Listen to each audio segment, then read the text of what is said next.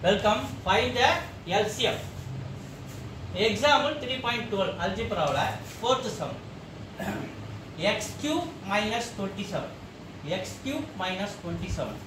27 நம்ம என்ன எழுதலாம் 3 cube எழுதலாம். கவனிங்க 3 into 3 into 3. 3 3s are 9, 9 3s are 27. அப்ப இது x cube minus 3 cube அப்படி நம்ம எழுதலாம். அப்ப a cube minus b cube ஃபார்முலால இருக்குது. a cube minus b cube ஃபார்முலால இருக்குது. இதுக்கு formula a minus b கவனிப்பா a square plus ab plus b square இதுக்கு formula.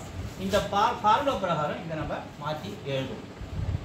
a cube minus b cube இங்க என்ன இருக்கு x cube minus 3 cube இங்க என்ன இருக்கு a minus b அப்ப இங்க x minus 3 அதுக்கு இந்த ஃபார்முலா பிரகாரம் a square அப்ப x square plus ab இது ரெண்டையும் மல்டிப்ளை பண்ணுங்க 3x plus b square 3 square இது மறுபடியும் மாத்தி எழுதலாம். அடுத்த step x minus 3 x square plus 3x plus 9 இதோட நிறுத்திக்கும் இந்த ஃபேக்டரோட. அடுத்தது x minus 3 whole square இதை அப்படியே வச்சுக்கலாம்.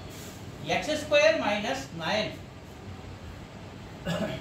இந்த 9 நம்ம என்னன்னு எழுதலாம் 3 into 3 3 square எழுதலாம். 3 into 3 9 அப்பதான் 3 square எழுதலாம். அப்ப 9 இருக்கிற இடத்துல x square minus 3 square எழுதலாம். இப்போ இது a square minus b square formula. இதுக்கு a square minus b square formula a plus b a minus b.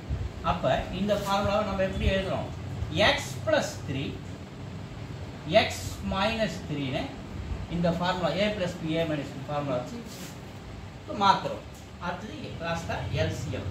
LCM னு பாக்கும்போது இந்த மூணு ஃபேக்டர்லயும் இருக்கக்கூடிய காமனா என்ன இருக்குன்னு பார்க்கணும். இதுல பார்த்தா x minus 3 க்கு பவர் 1, இங்க x minus 3 க்கு பவர் 2, இங்க x minus 3 க்கு பவர் 1. இதுல எது பவர் அதிகமா இருக்குதோ அத நம்ம ஆன்சரா நாம எடுத்துக்கணும். அப்ப x minus 3 whole square இதுதான் பவர் அதிகம் இந்த மூணுல. இது ஓகே பண்ணிட்டோம். அடுத்து காமனா இது மூணுலயும் காமனா இல்லாதது ஃபேக்டரா எடுத்து எழுதணும். அடுத்து இதை எடுத்து எழுதணும். x square